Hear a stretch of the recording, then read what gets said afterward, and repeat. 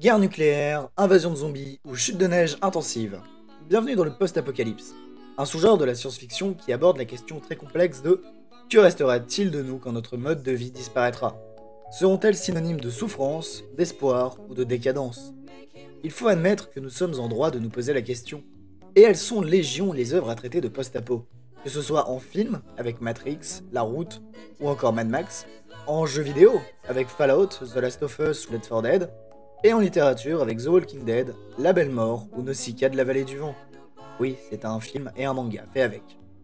Cependant, il reste beaucoup de choses à aborder sur le post-apo, alors on va en parler. Bienvenue dans Hors Pensée. Si on se fie à Google, le post-apocalyptique est un sous-genre de la science-fiction qui dépeint la vie après une catastrophe ayant détruit la civilisation. En vérité, cette définition est un peu courte, car avec le temps le post-apo s'est tellement détaché de la science-fiction qu'il a fini par être considéré par beaucoup comme un genre à part entière. Il faut admettre que ce genre a été maintes fois abordé dans des œuvres reconnues. Mais c'est quoi le but de s'intéresser à l'extinction de nos civilisations? En général, il est surtout question de s'intéresser à l'humain, hors du milieu social, puisque comme l'a si bien dit Thomas Hobbes, l'homme est un loup pour l'homme. Il existe certes des œuvres qui abordent le post-apo comme outil pour la comédie. Je pense notamment aux deux excellents films Bienvenue à Zombieland et Retour à Zombieland. Mais d'autres se consacrent à l'aspect pleinement humain. Dans l'excellent Je suis une légende, on s'intéresse à ce que peut faire un être humain pour survivre, ce qu'il est prêt à sacrifier, et son évolution dans un monde qui lui est hostile. Dans La Route, on a envie de se tailler les veines avec nos dents, tant le film est réaliste et d'une tristesse prenante. On déprime avec les personnages et on en arrive à la même conclusion qu'eux bien vite, à savoir, putain, l'apocalypse ça craint. Sauf que nous sommes déjà dans le cycle de fin qui avait prédit certaines œuvres, que ce soit par le dérèglement climatique qui menace de nous rapprocher de Snowpiercer, la course aux énergies fossiles qui nous rappelle doucement les mises à mort de Mad Max, ou l'arsenal nucléaire des USA qui nous fait repenser avec mélancolie et Fallout. Le post-apo, au même titre que la science-fiction, ne fait qu'aborder des avenirs possibles pour l'humanité, et les bipèdes que nous sommes. Cela peut impliquer notre entière destruction. La seule question que nous devons maintenant nous poser est de savoir le futur que nous souhaitons. Car si dans une précédente vidéo je vous disais qu'on était déjà dans le monde de Cyberpunk, dans celle-là je peux vous rassurer, en vous disant qu'on vivra certainement moins dans une société capitaliste décadente que dans un désert radioactif à s'entretuer pour un morceau de bras humain fraîchement coupé petits sauvages que nous sommes. D'ailleurs, si cela vous intéresse, dépeignez-moi votre futur post-apo en commentaire.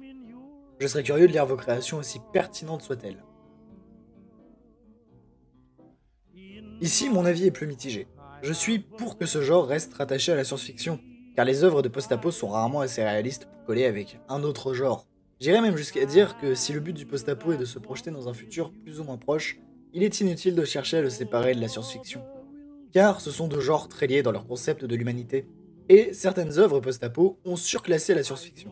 Je pense à l'excellente saga de jeux vidéo Fallout, qui, dans une délicieuse uchronie, nous plonge dans une Amérique futuriste avec un style des années 60, où tout fonctionne au nucléaire. Un monde dans lequel les ressources ont fini par s'épuiser, menant à une guerre nucléaire totale entre la Chine et les USA sous fond d'idéologies différentes. Dans la liste des œuvres post-apo excellentes, nous pouvons également citer Matrix. Et c'est là que vous allez tiquer et me dire « Mais fichtre alors! Matrix, c'est de la SF avec des robots, pas du post-apo !» Bien sûr, j'en damien commentaire. Mais si on fait une petite liste rapidement des choses que propose le film, société humaine disparue, check. Monde post-apo et décadent, check. Humanité pratiquement anéantie, check. C'est un film post-apocalyptique. Ce n'est juste pas son sujet principal. D'ailleurs, j'ai toujours trouvé cela dommage que le but des machines ne soit pas expliqué.